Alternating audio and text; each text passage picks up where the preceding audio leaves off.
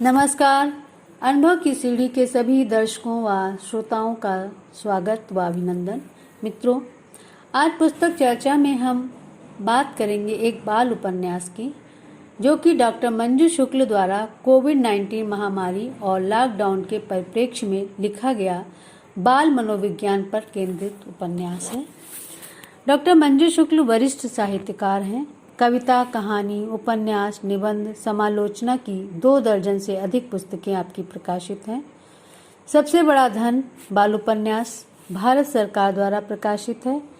आपकी एक दीप तुलसी चौरे पर कहानी संग्रह और मैं कुंती तो नहीं उपन्यास हिंदी संस्थान उत्तर प्रदेश द्वारा पुरस्कृत है।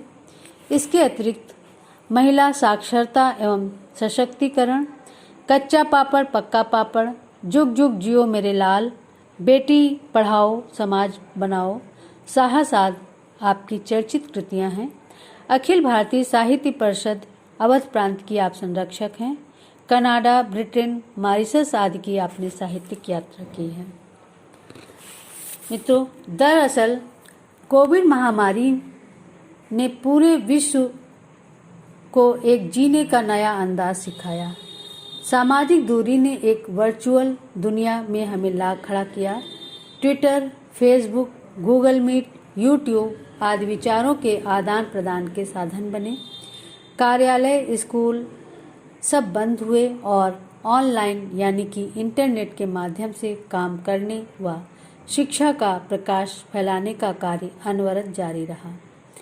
आपदा ने जीवन शैली में बदलाव किया और अनुशासन का नया पाठ पढ़ाया, परंतु सबसे अधिक प्रभाव पड़ा बच्चों पर। कोमल मन बच्चों की उड़ान घरों में कैद हो गई। स्कूल, खेल के मैदान, संगी साथी सब दूर हो गए। उनकी समस्याएं तो और अधिक विकट सिद्ध हुईं, जिनके अभिभावक कोरोना महामारी के समय आवश्यक सेवाओं से जुड़े होने के कारण घर परिवार से दूर रहने को मजबूर थे, जबकि बच्चे स्कूल बंद होने के कारण घर में रहने को मजबूर थे। जो एकल परिवार में थे, जिनके पास दादा दादी, नाना नानी या बड़े छोटे भाई बहनों का साथ नहीं, न माता पिता, ऐसे मासूम बच्चों के सामने एकाकीपन, भय और हताशा के सिवा और क्या था। बच्चों का संवेदनशील मन जब परिवार में असहज स्थिति देखता तो उसमें भय और निराशा के साथ ही क्रोध भी जन्म लेता। ऐसी ही मनोभूमि पर डॉक्टर मंजू शुक्ल ने अपने बाल उपन्यास बेटू के मम्मी पापा का ताना बाना बुना है। 48 पृष्ठों की इस कृति का मूल्य मात्र 60 रुपये है। 2021 में इसे मंजूषा परिषद लखनऊ द्वारा प्रकाशित किया गया है। लेखिका इस पुस्तक की भूमिका में लिखती हैं, बच्चे उस उर्वरा भूमि की तरह होते हैं जिसमें सद्गुण और संस्कार के बीज आसानी से रोपे जाते हैं। अतः आवश्यक हो जाता है कि हम बच्चों को बाल काल से ही साहसी बनावें, उनमें अनुशासन और आपसी तालमेल की भावना विकसित करें। इस दृष्टि से समाजोपयोगी मनोरंजक कहानी, कविता, नाटक, बाल उपन्यासों की महती भूमिका है। हमारे बच्चे अच्छे नागरिक बने तभी राष्ट्र सुरक्षित है। इस उपन्यास की कथा वस्तु 12 वर्षीय बेटू के पारिवारिक, सामाजिक, मानसिक समायोजन और अनुभवों पर रेखांकित है। बेटू की मां प्रवीणा बैंक में कार्यरत है, जो कि कोरोना काल में आवश्यक सेवाओं से जुड़ी हुई है। उसके मम्मी पापा में किसी बात की अनबन के चलते उसके पापा हर्ष साथ नहीं रहते हैं। बेटू अपने पिता से फोन पर बात तो करता है, पर माँ को नहीं बताता। इसी बीच माँ को कोरोना हो जाता है। इस आपदा के समय बेटू माता पिता के बीच सेतु बन जाता है। उनके आपसी संबंध मधुर होने लगते हैं। कालांतर में दादी के गांव से वापस आ जाने से घर की सारी खुशियां वापस आ जाती हैं। कहानी का अंत सुखद होने के साथ ही संयुक्त परिवार के महत्व को भी प्रतिष्ठित करता है। उपन्यास में कहानी के समानांतर कोरोना से संबंधित सावधानियां, सुझाव व बचाव के तरीके की बड़े ही रोचक ढंग से जानकारी दी गई है। एक उदाहरण में पढ़ती हूँ। माँ ने बेटू को चेताया, बेटा मेरा मोबाइल मत छूना और मुझसे कम 6 फीट दूर ही रहना। मास्क भी पहन ले मेरे बेटे, मैं भी पहनती हूँ।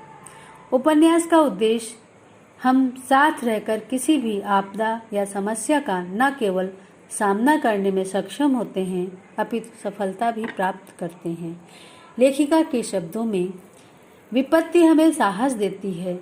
इस वैश्विक आपदा में मानव इच्छा शक्ति के अनेक रूप देखने को मिले। क्या बच्चे क्या बड़े, सभी में साझा दुनिया का भाव जागा। लॉकडाउन का सकारात्मक प्रभाव पर्यावरण स्वच्छता पर भी दिखा। अनुभव अलग अलग हैं पर हमारी जीवनी शक्ति एक है। हम महामारी से जीत रहे हैं। कहानी में अनावश्यक पात्रों की भीड़ नहीं है। पात्र बेटू, प्रवीणा, पिता हर्ष, कार ड्राइवर, सोसाइटी के प्रेसिडेंट भल्ला साहब, रीना दीदी, दादी आदि पात्र कथा को विकास के साथ भी वातावरण निर्माण में सहायक होते हैं। कोरोना काल के अनुरूप सावधानी के साथ ही उपन्यास गढ़ा गया है। अत्यंत ही सहज व रोचक शैली में कथा वस्तु आगे बढ़ती है। भाषा आम बोलचाल में प्रवहमान है। रोजमर्रा में प्रयुक्त होने वाले शब्दों का प्रयोग कथ्य को पठनीय व बोधगम्य बनाता है। एक उदाहरण देती हूँ। बेटू जल्दी जल्दी याद कर जरूरी सामान की लिस्ट बनाने लगा। चिड़ियों के लिए काकून, सैनिटाइजर, साबुन, डिटर्जेंट, कुकिंग ऑयल, मसाले, छोला, राजमा, मैगी, कॉर्नफ्लेक्स। तभी माँ का फोन आ गया। बेटू ने किसी जिम्मेदार व्यक्ति की तरह लिस्ट सुना दी। प्रवीणा ने कहा, मैं सब ले लूंगी, तुम परेशान मत होना, मैं ऑफिस से बस चलने ही वाली हूँ। बेटू के मुख से सहज ही निकला, टेक केयर मम्मी, अपना ध्यान रखना। संक्षेप में कहें तो बेटू के मम्मी पापा बाल उपन्यास किशोर मानसिकता के साथ कोरोना आपदा की सभी सावधानियों पर ध्यान देते हुए शिक्षाप्रद उपन्यास है। मैं उपन्यासकार मंजू शुक्ल को हार्दिक बधाई देती हूँ और अंत में अपनी बात में कोरोना योद्धाओं को अर्पित लेखिका की इन पंक्तियों के साथ अपनी बात समाप्त करती हूँ। पंक्तियाँ देखें। डॉक्टर, नर्स, जनसेवक और सिपाही, वैज्ञानिक, कृषक, श्रमिक और कर्मचारी। डॉक्टर, नर्स, जनसेवक और सिपाही, वैज्ञानिक, कृषक, श्रमिक और कर्मचारी। सबका साथ है तो ये मुमकिन है, सबका साथ है तो ये मुमकिन है। आत्मबल और संयम की लड़ाई जारी।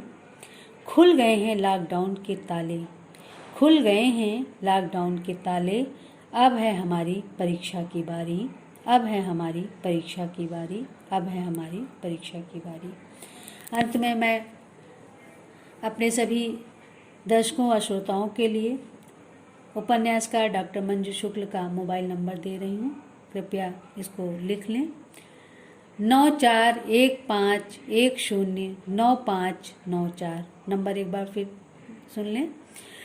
9415109594। दोस्तों, इस आग्रह के साथ कि आप हमसे जुड़े रहें, हमारे चैनल को लाइक करें, सब्सक्राइब करें, कमेंट्स करें और शेयर करें। आप अपने सुझावों से हमें अवगत कराएं ताकि हम इस कार्यक्रम को और अधिक बेहतर बना सकें। इसी के साथ बहुत बहुत आभार। नमस्कार।